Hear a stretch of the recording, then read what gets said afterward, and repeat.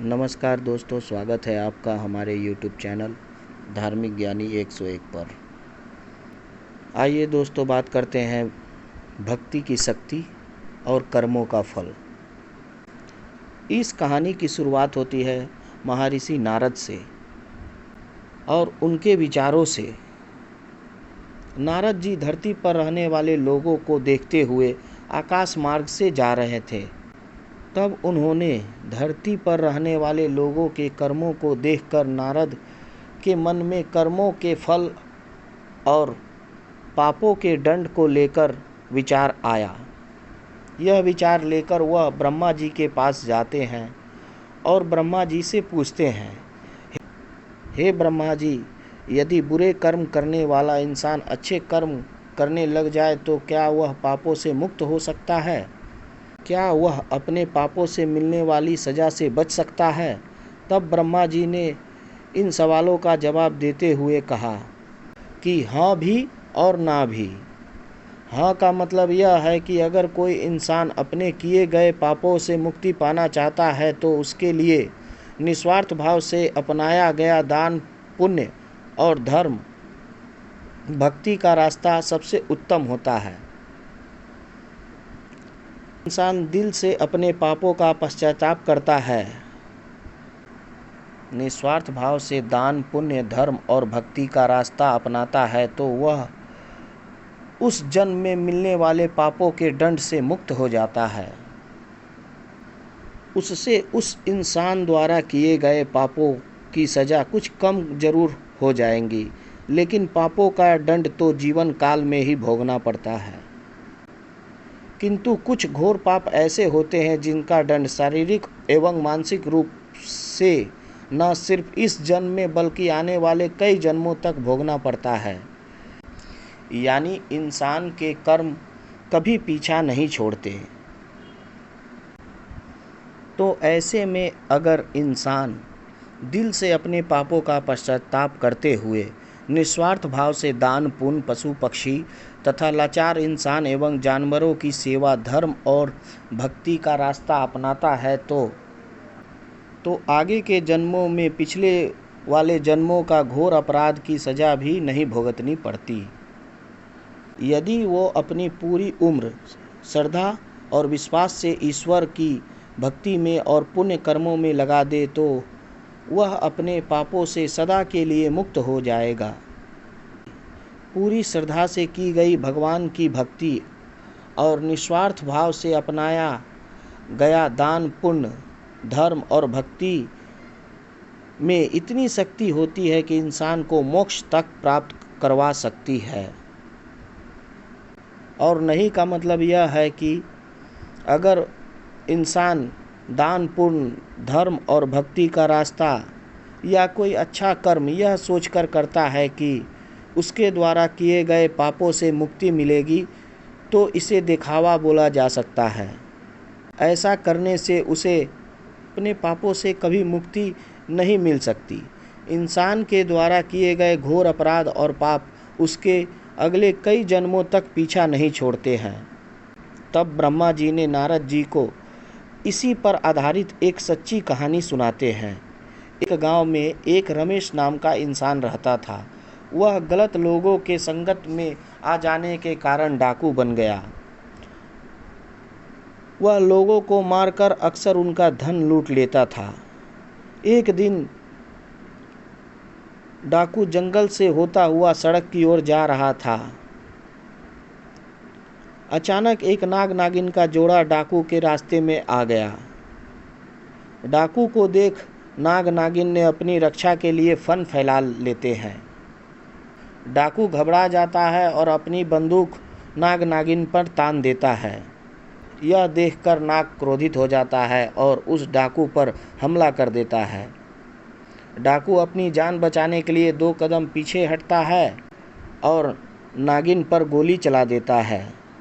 यह देख नाग डाकू पर तेज हमला करता हुआ डाकू के बंदूक पर बैठ जाता है।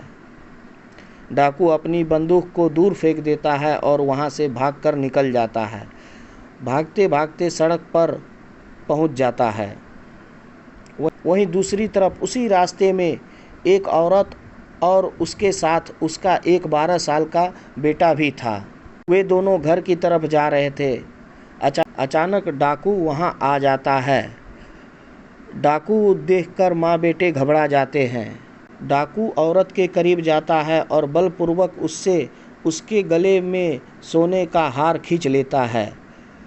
अब औरत अपने और अपने बच्चे की जान की रक्षा के लिए डाकू से दया की भीख मांगती है, लेकिन वह डाकू इतना क्रूर था कि वह जिसका लूटपाट करता उसको जान से मार देता था। इसलिए डाकू पर उस औरत की किसी बात का कोई असर नहीं होता और वह उस औरत को तेज धार चाकू मार कर बुरी तरह घायल कर देता है। यह देख बच्चा क्रोध से तिलमिला उठता है और पत्थर उठाकर जोर से डाकू के सिर पर मार देता है। डाकू के सर से खून निकलने लगता है। डाकू उस बच्चे को भी चाकू मार देता है और वहां से भाग जाता है। चीख चिल्लाहट सुनकर आसपास के लोग वहां आ जाते हैं और उस महिला और बच्चे को तुरंत वैद्य के पास ले जाकर माँ बेटे दोनों को बचा लेते हैं। उधर डाकू भागता हुआ फिर से जंगल की तरफ चला जाता है। बहुत थक जाने के कारण डाकू वहीं आराम से सो जाता है। दूसरी तरफ नाग डाकू का पीछा करते हुए डाकू के पास पहुंच जाता है। नाग नागिन कभी भी अपने दुश्मन का चेहरा नहीं भूलते। डाकू सो चुका था और उधर नाग अपनी नागिन की मौत का बदला लेने के लिए डाकू के पैर को डस लेता है। डाकू दर्द से छटपटाता हुआ वहीं मर जाता है। यह सारी घटना यमपुरी में बैठे चित्रगुप्त और यमराज जी देख रहे थे। डाकू के मरते ही यम के दूत यमलोक से धरती पर डाकू की आत्मा को लेने आते हैं। वह डाकू की आत्मा को लेकर यमलोक जाते हैं। लोग में चित्रगुप्त ने अपनी किताब में डाकू द्वारा किए गए सभी कर्मों और पापों का लेखा जोखा देखकर उसे उसके पापों की सजा सुनाते हैं।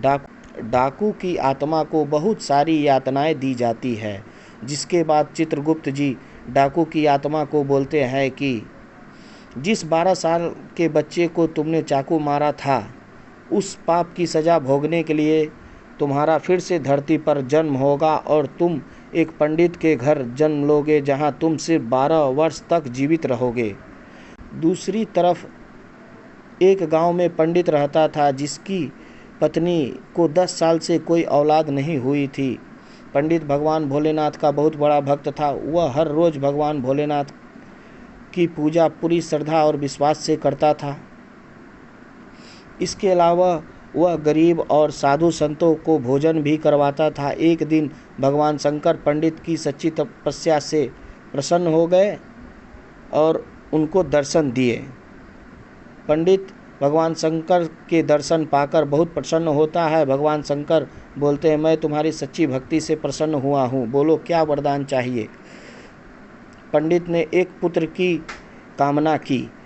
भगवान शंकर तो अंतर्यामी है, वे भूत भविष्य वर्तमान सब जानते थे और ये भी जानते थे कि पंडित क्या वरदान मांगेगा। इसलिए उन्होंने पंडित को पुत्र देने का वरदान देने से पहले ही बता दिया कि यह पुत्र सिर्फ 12 वर्ष ही जिएगा, उसके बाद यह मर जाएगा।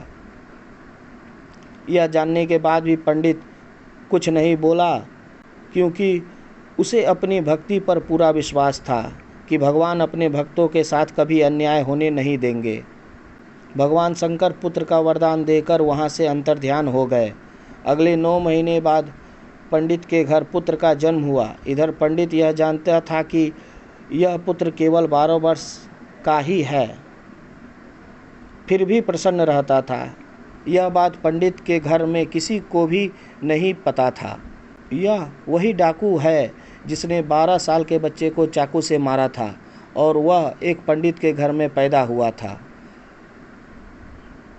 इधर पंडित अपने बेटे को धर्म, कर्म और पूजा भक्ति की शिक्षाएं दे रहे थे। पंडित अपने बेटे का नाम शिवा रखते हैं। देखते ही देखते दिन बीतते गए। शिवा को 12 साल होने में सिर्फ 1 महीना बचा था। पंडित शिवा के मामा को तुरंत घर बुलाते हैं और खूब सारा धन देकर काशी जाने को कहते हैं।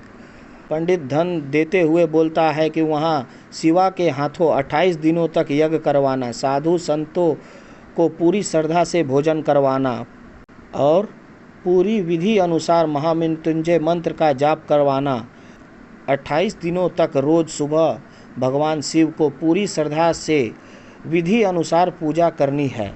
अगले ही दिन मामा और शिवा धन लेकर काशी के लिए निकल पड़ते हैं। काशी पहुंचते ही मामा और शिवा वे सब करना शुरू कर देते हैं जैसा पंडित ने बताया था। ठीक 28वें दिन शिवा की हालत अचानक खराब हो जाती है।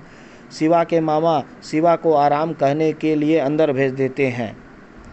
शिवा के मामा जब सब साधुओं को भोजन करवा कर शाम को वापस लौटते हैं तो शिवा मर चुका था। यह देख शिवा के मामा जोर जोर से रोने लगते हैं। इतने में यमलोक के दूत शिवा की आत्मा को लेकर यमलोक पहुंचते हैं। यमलोक में चित्रगुप्त जैसे ही शिवा के पाप पुण्य का लेख की किताब खोलते हैं तो चकित रह जाते हैं और बोल उठते हैं, असंभव, अद्भुत। ये 2 शब्द बोलते ही चित्रगुप्त कुछ देर के लिए यूं ही मौन खड़े रहते हैं। फिर कुछ देर बाद चित्रगुप्त ऊंचे स्वर में यमदूतों को आदेश देते हैं कि तुरंत अभी के अभी शिवा की आत्मा को शिवा के शरीर में डालकर आओ। यमदूत शिवा की आत्मा को शिवा के शरीर में पुनः डाल देते हैं और शिवा फिर जी उठता है। अचानक यह चमत्कार देखकर शिवा के शरीर में हलचल हो रही है। शिवा के मामा की खुशी का ठिकाना नहीं रहता है। वहाँ यमलोक में इस बात को लेकर यमराज चित्रगुप्त से सवाल करते हैं, यह कैसे हुआ? तब चित्रगुप्त जी बताते हैं कि जब मैंने किताब खोली तो उसमें शिवा द्वारा किए गए पुण्य कर्म, भगवान शिव की आराधना और हवन जैसे शुभ और भक्ति की शक्ति से शिवा की कुंडली में उसके पिछले जन्मों के पापों की वजह से मृत्यु का जो योग बन रहा था वो योग खत्म हो चुका है। इसी के साथ शिवा के पुण्यों का लेखा सबसे अधिक था, जिस वजह से शिवा की उम्र बढ़कर 90 वर्ष हो चुकी है। इस वजह से मुझे सृष्टि के नियमों का पालन करते हुए शिवा की आत्मा को पुनः शिवा के शरीर में भेजना पड़ा। इधर शिवा के मामा पूरे हर्ष और उल्लास के साथ आंखों में खुशी के आंसू लिए शिवा के घर पहुँचे तो शिवा को जिंदा देख शिवा के पिता इतना खुश होते हैं कि उन्हें मानो नया जीवन मिल गया हो। तब शिवा सबको वो सब बताता है जो उसके साथ यमलोक में हुआ। यह सुनकर सभी के मन में भगवान के प्रति श्रद्धा और विश्वास बढ़ गया। इतना बोलकर ब्रह्मा जी कहानी समाप्त करते हैं और नारद जी को अपने सभी प्रश्नों का उत्तर मिल चुका था। अपने जीवन का उद्धार चाहते हो तो हमेशा प्रभु की भक्ति करो, निस्वार्थ भाव से लोगों की सेवा करो, कभी भी बुरे कर्म ना करो, ज़रूरतमंद लोगों की सहायता करो, परोपकारी बनो। दोस्तों, आपको हमारे द्वारा दी गई जानकारी कैसी लगी? अच्छी लगी हो तो चैनल को सब्सक्राइब करें। बहुत बहुत धन्यवाद।